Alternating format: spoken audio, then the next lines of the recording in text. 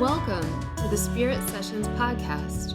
I'm your guide, Katie Silcox, bringing you your weekly self-love soundbite. Join us where I'll help you find your true spiritual home, where every single aspect of you is holy ground, holy ground, holy ground, holy ground.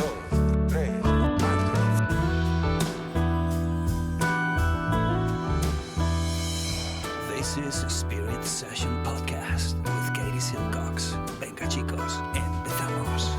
5, 4, 3, 2, 1, 0. All engine running. Liftoff. We have a liftoff. Hi everyone, Katie here. This podcast is intended to inspire you, educate you, and most importantly, support you on your journey towards knowing who you really are, that inner self, that inner teacher. I am not a psychologist or a medical doctor and do not offer professional health or medical advice on this podcast. If you are suffering from any kind of psychological or medical issue, please do the right thing and seek help from your qualified health professional. All right, everybody. Hi, Katie here. We have a very exciting special guest. I am geeking out hard. I am a huge fangirl of our upcoming guest, Dr. Stephen Gundry. He is a cardiothoracic surgeon, a heart surgeon, a medical researcher, and an author.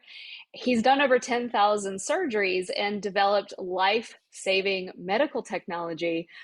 But more importantly to me, he is the author of a book that changed my life that is called The Plant Paradox. He has a new book coming out that we're going to talk about called The Keto Code. And Dr. Gundry, I obviously am extremely excited to welcome you to Spirit Sessions. Thank you so much for being here. Well, thanks for having me, Katie. I'm glad to hear a book that I wrote changed your life. That's why I do it, believe it or not. It really did. And I think before we dive into all my questions, I just want to tell you and kind of give a little bit of a frame for our audience, which tends to be more related to the Ayurvedic side of things, Chinese medicine, the more traditional approaches to holistic living and longevity, is to just say that The Plant Paradox was a book where I felt for the first time I was reading a medical doctor talk about traditional methodologies for food preparation and how important that was. And so before we dive into your next book, will you just give our listeners an idea of what led you from being a heart surgeon to, I know you still do that, but now it seems that so much of what you're talking about is exactly what we've been talking about, which is diet, lifestyle, exercise, and the right superfoods and supplements that can really help your longevity. So how did that transition happen for you? Well, it's like I write in the books, now I guess 27 years ago when I was professor and chairman of heart surgery at Loma Linda University here in Southern California. I was famous for operating on people who nobody else wanted to operate on. And I was sent a guy from Miami, Florida, who I call Big Ed. He's a real person. Big Ed was 48 years old. He had inoperable coronary artery disease. And that means that literally everything was so clogged up that you couldn't put stents in them. You couldn't do bypasses because there wasn't any place to jump to that was open. And people like Ed would go around the country looking for idiots like me to operate on him. And there are a few idiots like me. And he spent 6 months going around to these major centers, like the Mayo Clinic, like Stanford, like Texas Heart, and everybody turned him down. And they go, sorry, there's nothing we can do for you. Have a nice day. So when I saw him after about 6 months of him doing this, I looked at his angiogram from Miami, a movie of his heart. And I said, I got to agree with everybody. I can't help you. They're right. And he says, well, yeah, but look, I've been on this diet for the last 6 months and I've lost 45 pounds. And now the reason he's called Big Ed is he was 265 pounds when I met him, big guy. And he says, but I lost 45 pounds. And I went to a health food store and I bought all these supplements. And he literally brought in this giant bag of supplements. And he says, maybe I did something in here. So, I'm scratching my professor beard and go, well, good for you, Big Ed, for losing weight. But that's not going to change anything. And I know what you did with all those supplements. You made expensive urine, which is what I really believe. And he said, well, come on, I've come all this way. Why don't we just get a new angiogram, new cardiac catheterization? I say, okay, don't get your hopes up. So we do. And in 6 months' time, this guy has cleaned out 50% of the blockages in his coronary arteries. And Wow. I'm going, yeah, wow. I'm going, never seen anything like that before. Just to give you an idea, with maximal statin drug therapy, and most people have heard about statins, Lipitor, Crestor, things like that. If you could get a 0.01% reduction in plaque over a 5-year period, you would write a paper that's the most miraculous effect ever seen. And I've unfortunately had to discuss those papers.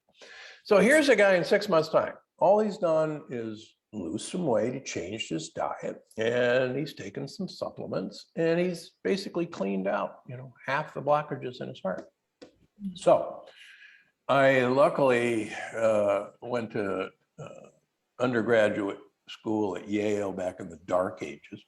And back in those dark ages, we could design our own major and defend it like a thesis. And my major was you could take a great ape, manipulate its food supply, manipulate its diet and environment, and you would arrive at a human being.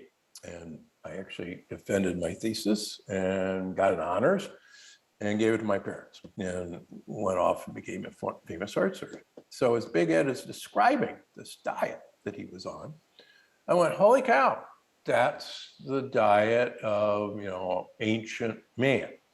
And son of a gun.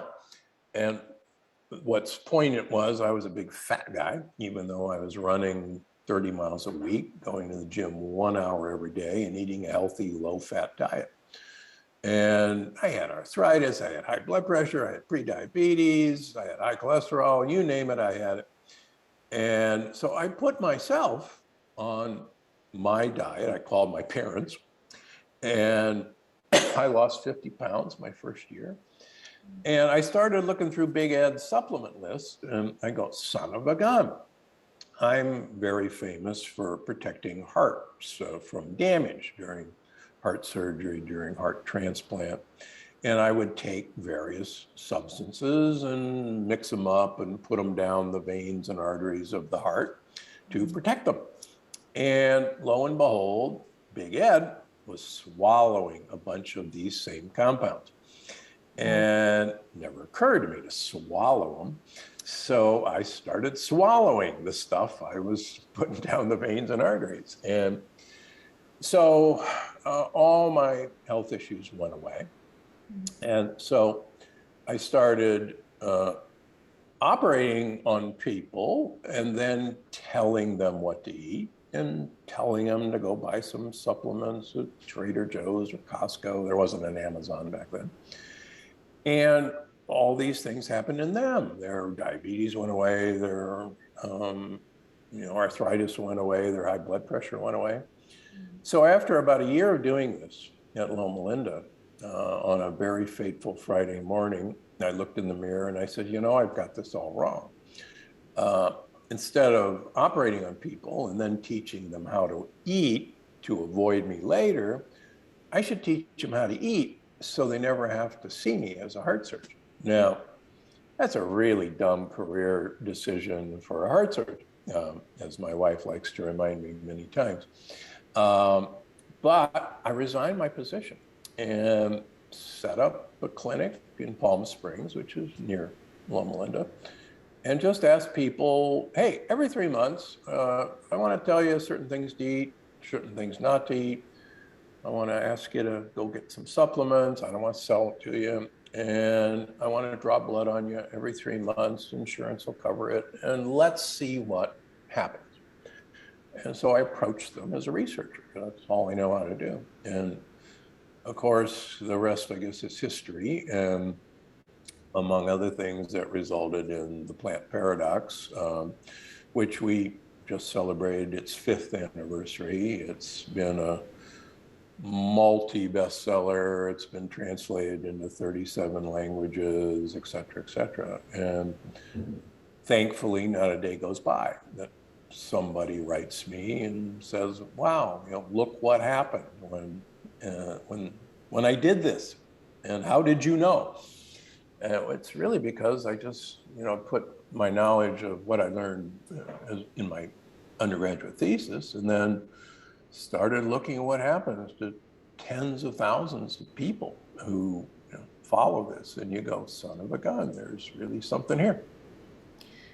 It really speaks to this really spiritual pivotal moment when you saw something in your patient and you had the courage and I think bravery to say, you know what, maybe I don't know everything. And I interface with lots of functional medical doctors as well as like super airy fairy, new agey people. And I just wish we could all kind of get on the same page because it feels like it's so obvious when I read the Keto Code and when I read Plant Paradox, like we're all sort of, it's like the Tower of Babel. We're all sort of speaking different languages, but if we could learn one another's language, we can really help people. And so I just want to thank you for being a part of the allopathic medical community and having the courage to say, hey, maybe we can do something with diet and lifestyle. On that note, what I'm really curious for, I mean, I've read all your books and I am a big fan, but I want my listeners to really know where you are now. Obviously, you are a continual evolutionary force, I'm sure. And so the Keto Code, which I have right here, Unlocking the Keto Code, you talk about this concept of uncoupling your mitochondria, which for our listeners is sort of a fancy way of saying the basic energy capacity of your cell. Can you just give us A, what is that and why should we want to do it? And B, what are these mystery magic foods that you helped because my dad actually had triple bypass surgery about a year ago. And I am just like, he's like, well, you tell me what to eat, honey, and I'm like, all right, I've got Dr. Gundry on the show. I've got all my listeners who totally have friends and family that are going through things like heart disease and diabetes.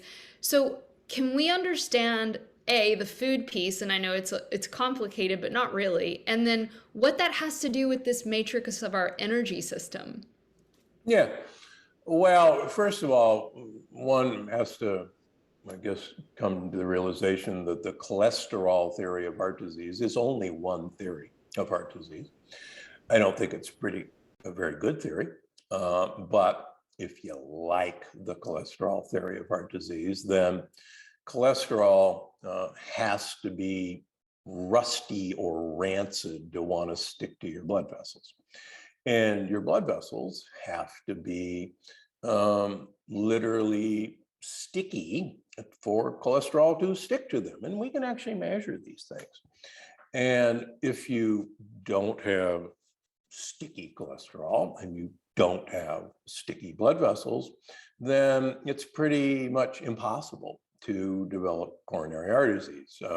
Give you an example just this week. I have a woman in her 60s who has a total cholesterol of over 400.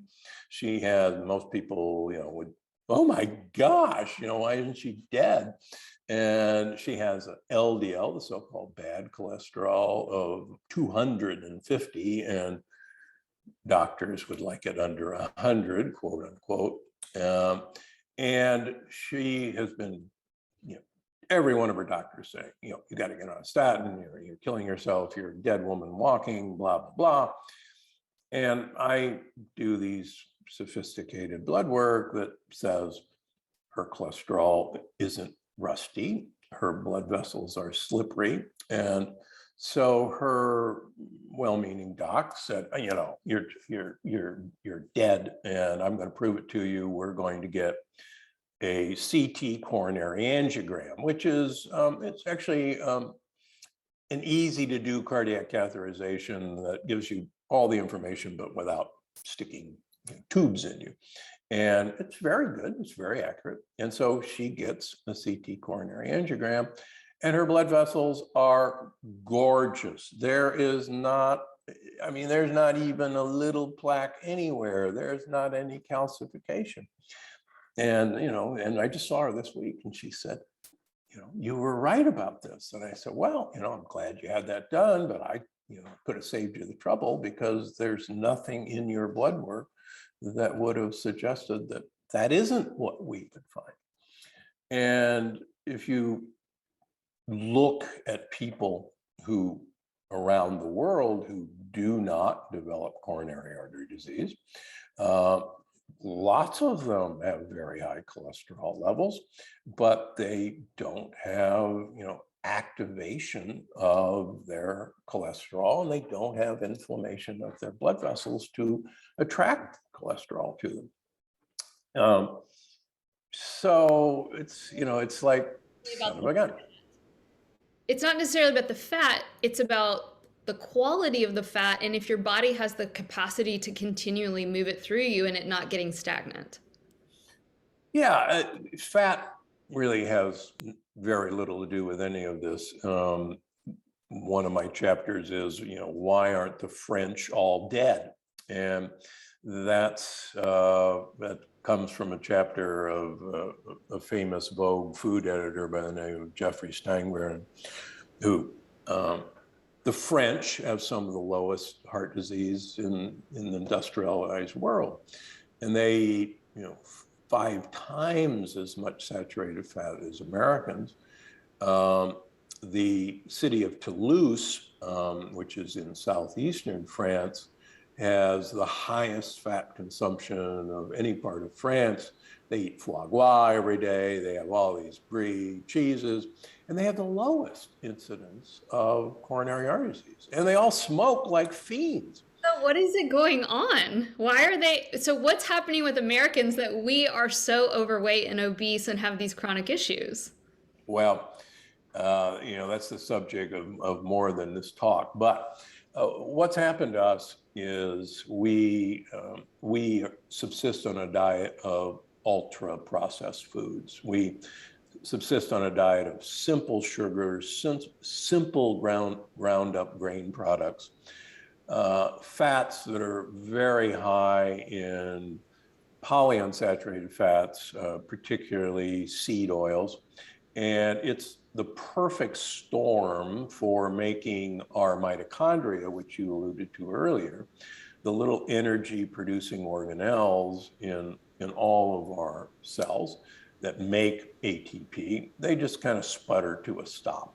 And I use the example living in the LA area.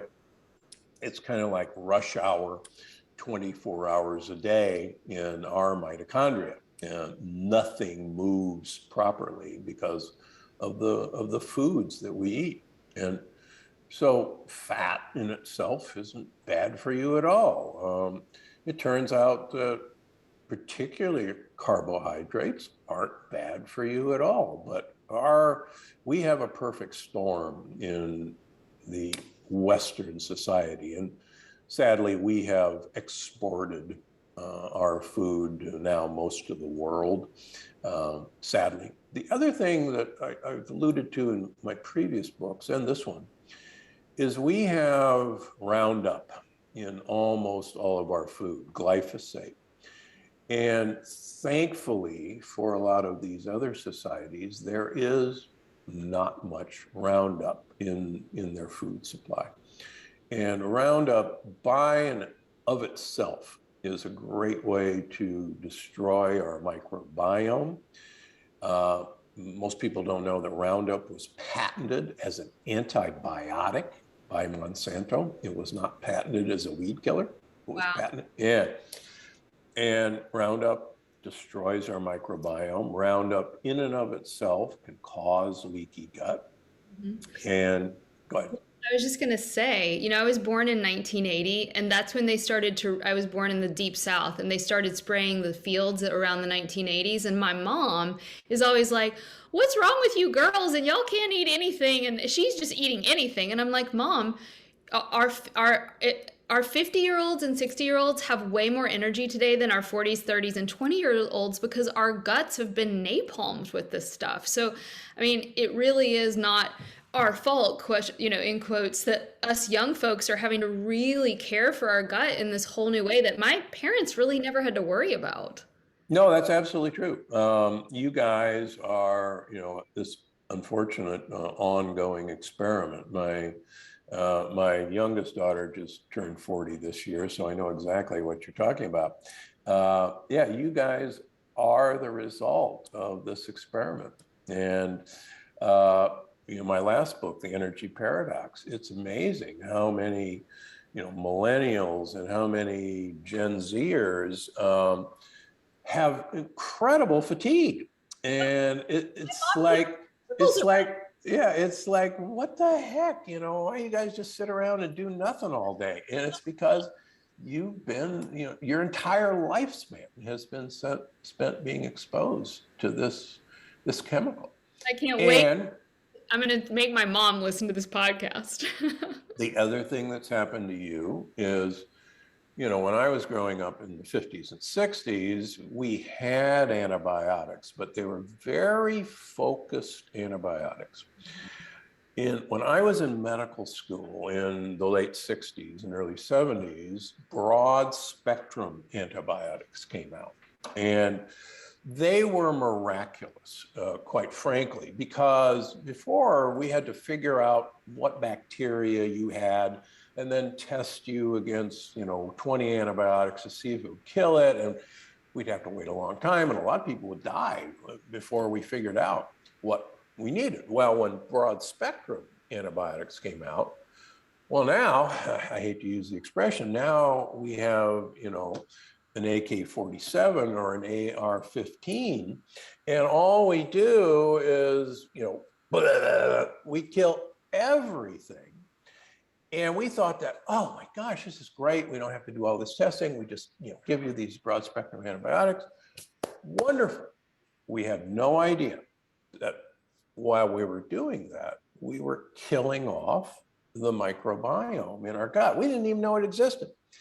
And so we were napalming this tropical rainforest in our gut, in your gut, in my gut. And so you guys not only have been exposed to glyphosate, but you guys are the first group that have been exposed to broad spectrum antibiotics. Like a double whammy. A double whammy. And I mean, when I was in medical school, autoimmune diseases existed, but they were so rare that these blood tests that we had for autoimmune diseases were called funny tests. And you ordered these funny tests because you had nothing better to look for. And it was so rare that, well, let's get the funny test. And, every now and then we'd find lupus or rheumatoid arthritis, but it was so rare. Now, upwards of 60 million American women have Hashimoto's thyroiditis. I mean, what? And every commercial you see on TV is for an autoimmune disease treatment, whether it's, psoriasis or irritable bowel or Crohn's or colitis or lupus. Thank goodness there's this miracle drug that now I can wear a swimsuit out in public. And 80% of my practice is now autoimmune diseases.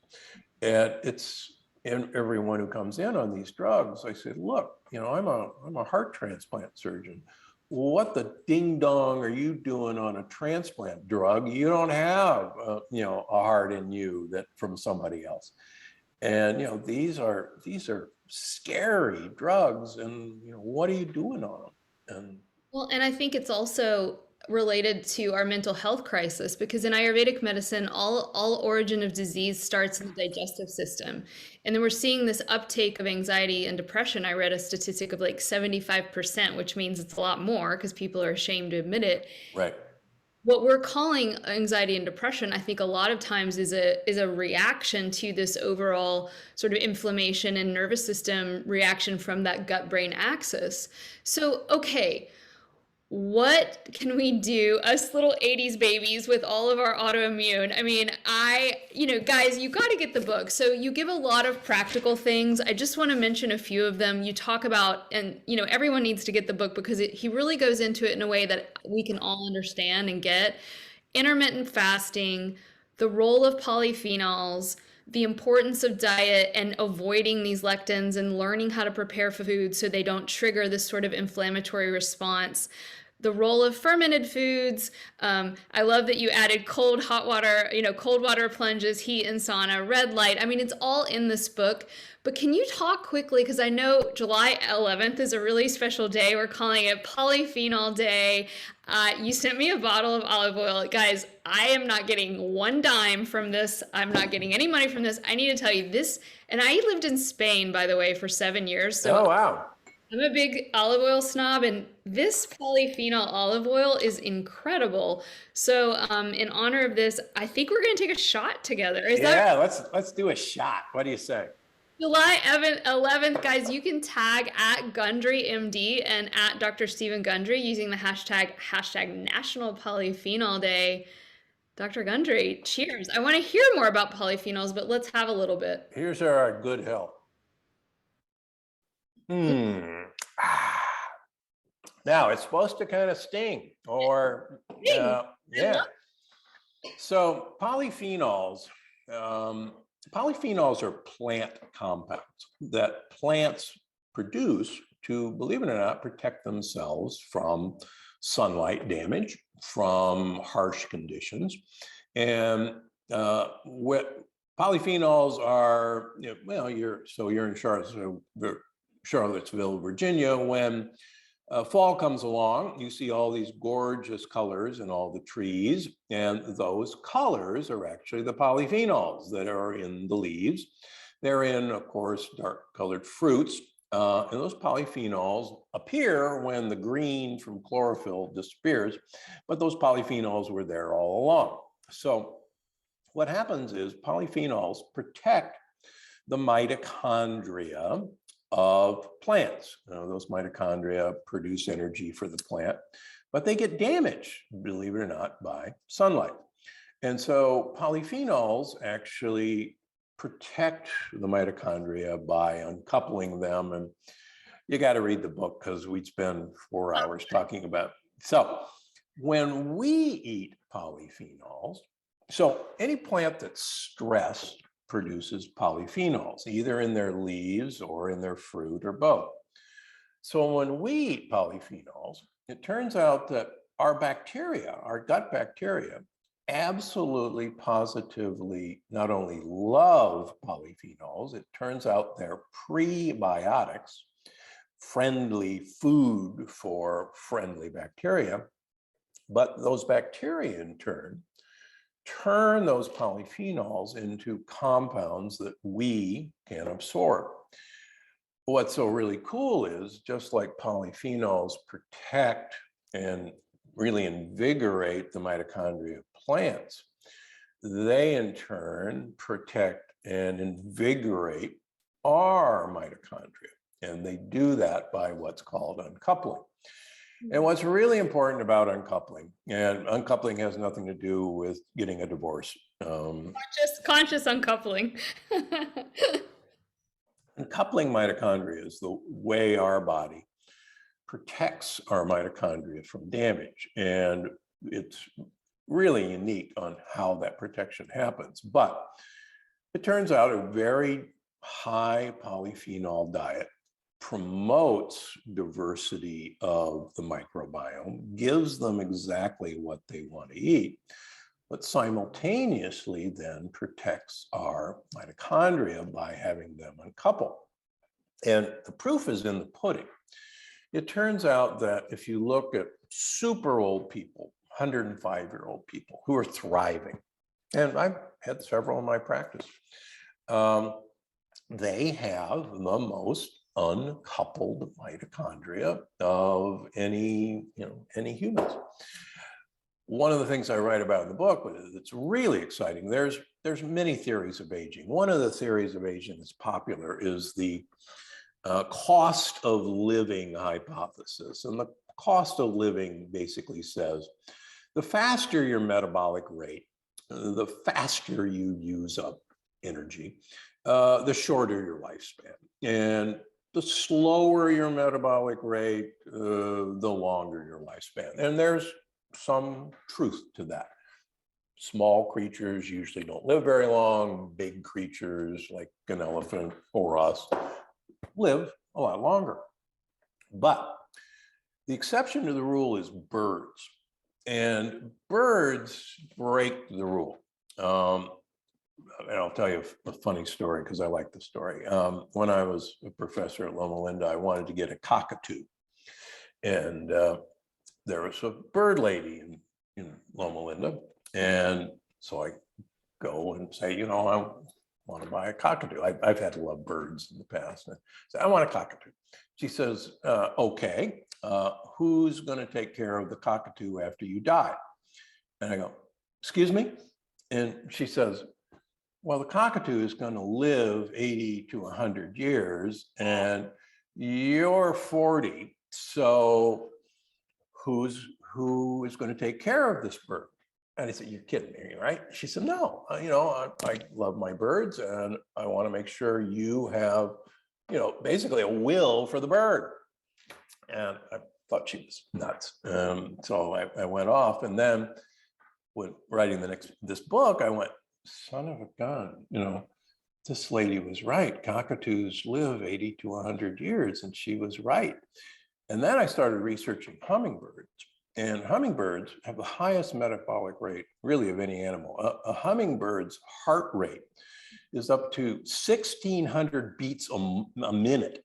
Crazy. And these guys in captivity can live at least 12 years. And in the wild, they've been known to live even longer than that. I mean, this little bitty, rapid, you know, metabolizing thing. And it turns out that birds have the highest uncoupled mitochondria of any species. And so you go, wow, I guess I want my mitochondria uncoupled. And how do I do that, Dr. Gundry? Well, the book is, okay, you want to know how to uncouple mitochondria? Here's how to do it. And one of the great ways is the polyphenols in olive oil. And it just so happens that my olive oil has 30 times more polyphenols than any olive oil that's ever been tested. And it's actually a kind of a fun story how this was done. It's known in fine wine circles that vines that are stressed, vines that are planted high altitude, underwater, rocky conditions, have more polyphenols. And that's what gives the character of the wine. So a young man in Morocco, whose family is in the olive oil business, 4th generation, said, gee, I'll bet you if I plant olive trees really close together, like vines, and plant them in rocks, and I plant them out in the desert, and I don't water them very much, I'll bet you my olives will have lots of polyphenols. And so his dad let him do it. And when he finally harvested his olive oil, his dad said, you know, this is awful. This is so bitter. This is not even extra virgin. And he takes it to the local tester and he said, no, this is extra virgin. He says, but wow, this is really different. He said, could we send this up to Paris where the French test all their olive oil? And he said, yeah. So the guy from Paris calls him a couple of weeks later. He said, are you the guy with this olive oil? He said, what the heck are you doing? You know, there's 30 times more polyphenols than we've ever measured. And the guy says, well, here's what I did. And, you know, sacre bleu. So he goes back to his father and he says, Dad, I got this great stuff. And his dad says, oh yeah, smart guy. So what kind of idiot would buy that? Turns out Dr. Gundry would be more than happy to buy that. And so there it is, Gundry MD's polyphenol-rich olive oil. And it's not an advertisement, but it's a heartwarming story that, in fact, polyphenols are good.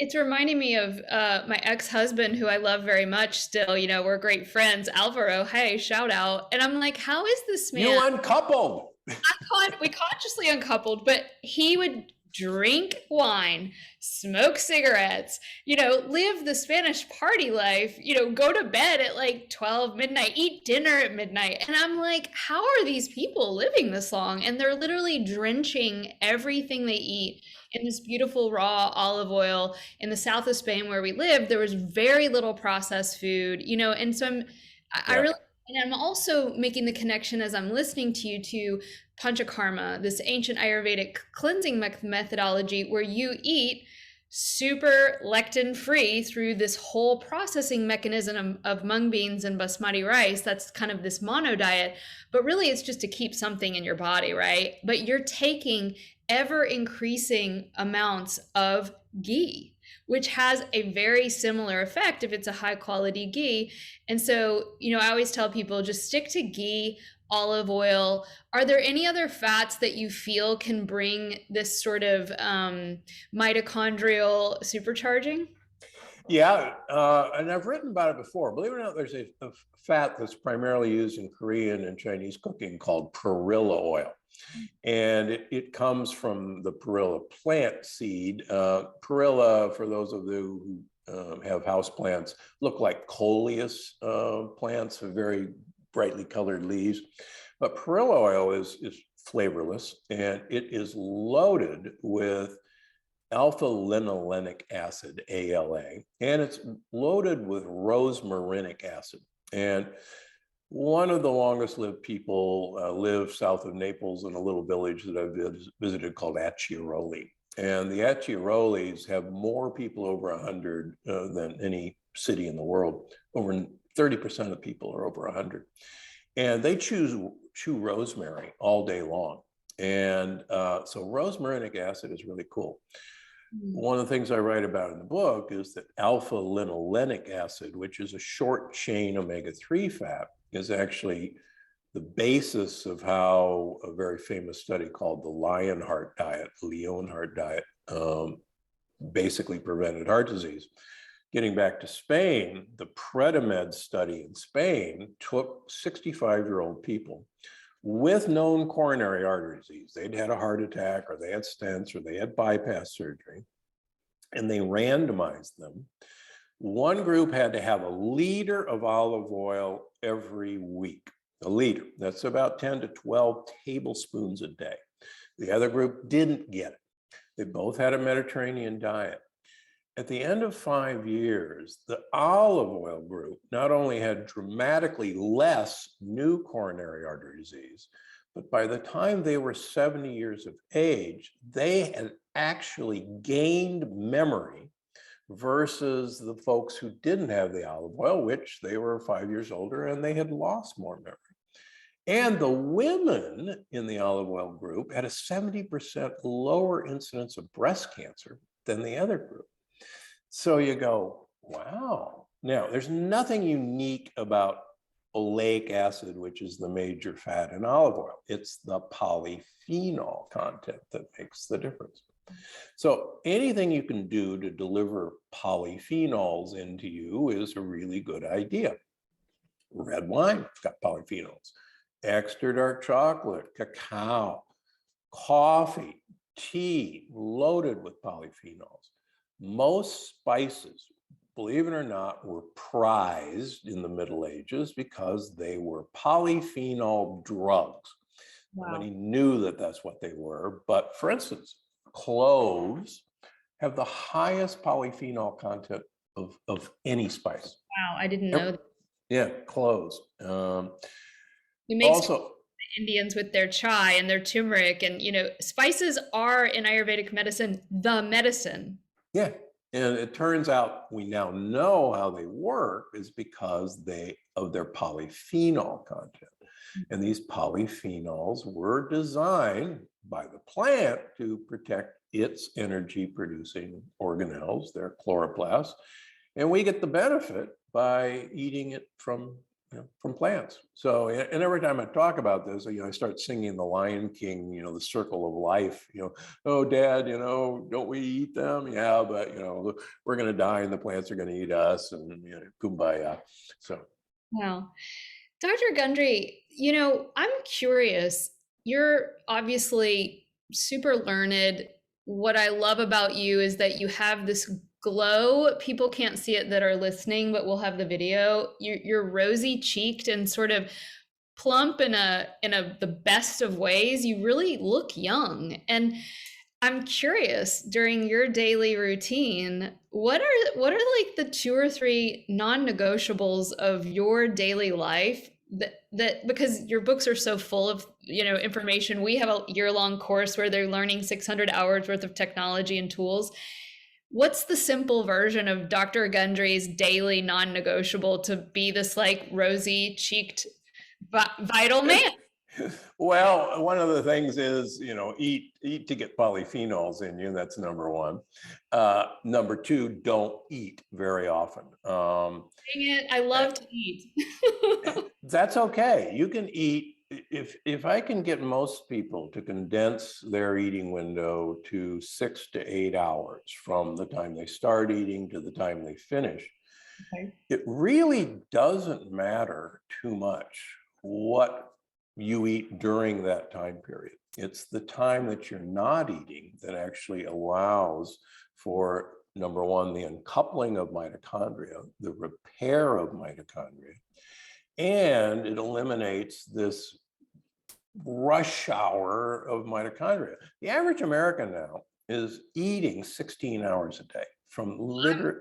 I'm totally one of them. I get it. Like, so I have a question on that.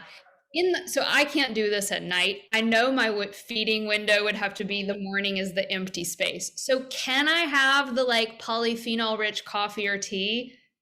Oh, you bet. Yeah, Okay. and it doesn't count against you. Even if little MCT oil?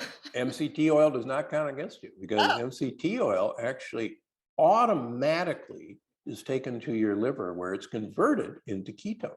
Wow. So, and that's one of the beauties of this book, is that you can get the benefits of a ketogenic diet without doing this ridiculous 80% high fat diet.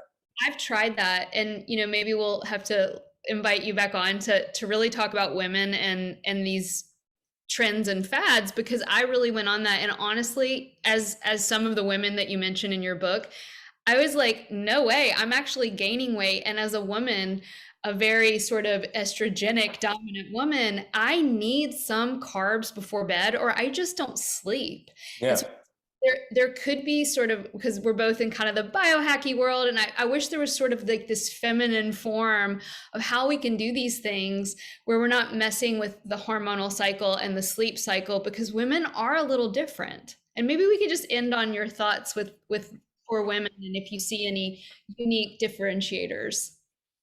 Yeah, one of the things that, first of all, having 2 daughters and a wife and 3 female dogs, I'm surrounded by the womenhood and the sisterhood. And one of the things I hope I've become famous for is advocating for women. And women get short shrift. You guys are thrown under the bus in almost every practitioner's office. Every one of your complaints, you need a checkup from the neck up, here, have some antidepressants, have some anti-anxiety. This is all in your head. Well, in a way, it is in your head because it's in your gut, like you alluded to before. And your microbiome is so screwed up, and your gut-brain axis, all of this depression and anxiety is coming from our leaky gut and gut dysbiosis. And one of the things you got as a woman to do is find someone who takes you seriously. Do not quit until you find that person. Often I've had people go through 10, 15 people to get to me or to get to somebody else. I recently started taking care of a young woman who's the daughter of a very famous actor, comedian. And she had numerous autoimmune issues and this sort of anxiety and depression. And the father got on the phone with us. He said, look, he said, no offense to you, but she's been to Stanford, she's been to Mayo, she's been everywhere.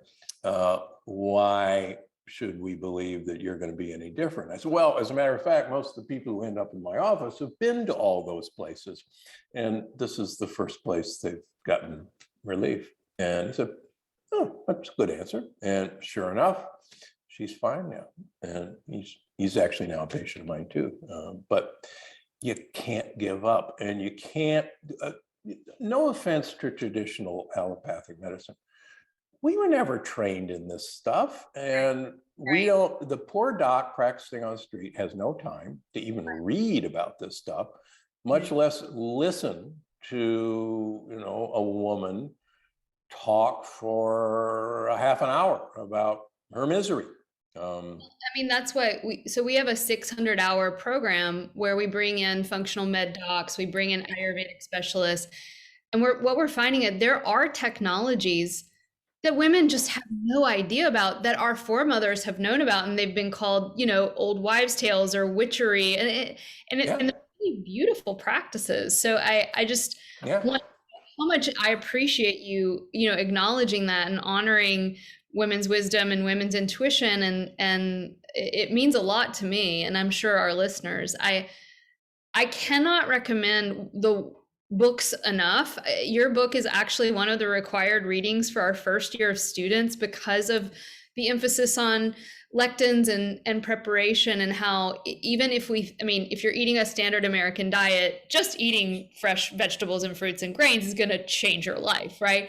But you really take it the next step and have helped me so much. It makes me really want to pull the book back out and get my booty a little stricter. I'll like sometimes dabble in other things, and you really can see how it shows up downriver. So thank you so much, Dr. Gundry. This has been amazing. Is there anything you want to let our listeners know about? Obviously, we'll put the links to everything about you and your books in the show notes, but anything else before we wrap up? No, you can. I've got my own podcast, the Dr. Gundry podcast. You can find me on YouTube. You can find me on Instagram. You can find me at drgundry.com. GundryMD.com is my supplement and food company. And hopefully I arrive on your email every day waving at you or something. But no, women really, you're not alone in this. Boy, if I had $1 for every woman who, cried saying, "You mean I'm not crazy?"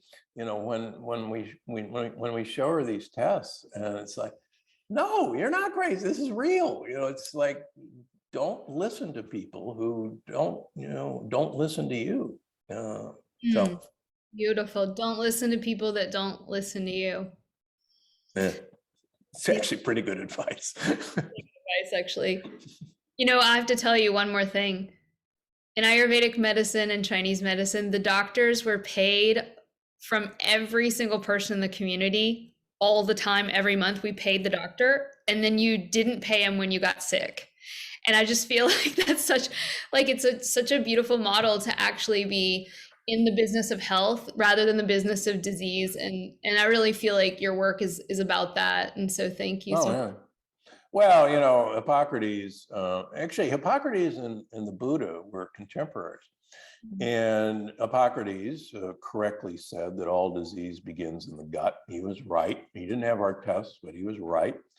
I personally feel that all disease begins and ends in the gut. But the Buddha, I've got a Buddhist scholar who's a patient. He says, the interesting thing is the Buddha said that enlightenment comes from the intestines. And you go, I'm screwed.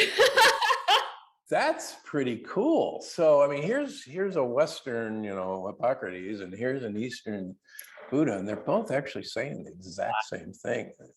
All these ancients knew this. We're just so stupid. But luckily, it's there to discover. My mentor at the NIH, Dr. Morrow, always said, there is nothing new to learn. and to discover. And we go, what? Why are we here? We're researchers. He said, that's just it.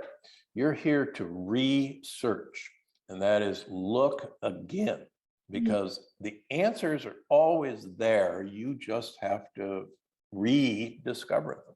And that's true. Yeah. I mean, there you have it, guys. Enlightenment is in the intestines.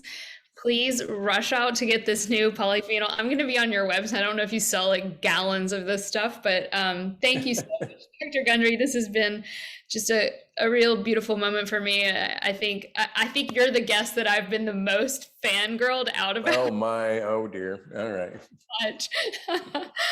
All right, Dr. Gundry, thank you so much, and have a wonderful rest of your day. Katie, thanks for having me, and enjoy what you're doing. Enjoy the ride. That's what we got to do.